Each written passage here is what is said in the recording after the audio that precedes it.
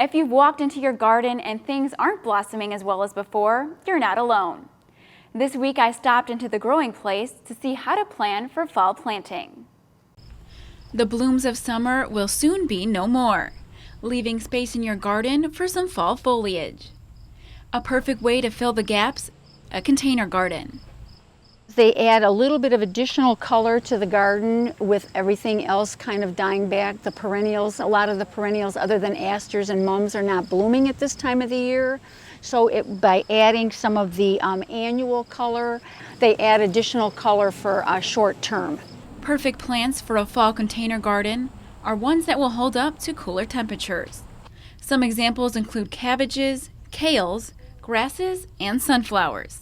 I've put a couple of demonstrations here. These all happen to be annuals. We have some colorful peppers here, ornamental peppers. We have happy-faced little pansies, a beautiful green cabbage, and a beautiful rudbeckia up here as a focal point in this container. If containers aren't your go-to, now is also the right time to plant trees and shrubs, as the cooler temps mean less stress on the plants as they start to grow. Usually through the fall, because there's not as much transpiration, which is the loss of water through the leaves, it's a great time for plants to get established.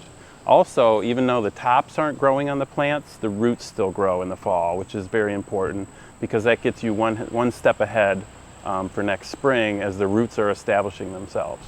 And as far as maintenance goes, it's pretty simple. The only thing you want to do is clean up, when the leaves drop, clean up the leaves around the bases of the plants. But really for trimming, you don't want to do that until maybe late winter, especially like hydrangeas. People will want to trim their hydrangeas in the fall, but I tell them to leave those, the dry flower heads over the winter, which gives you winter interest. One last tip when planting for the fall, remember to keep up with watering for your garden, even though temperatures may not be as hot.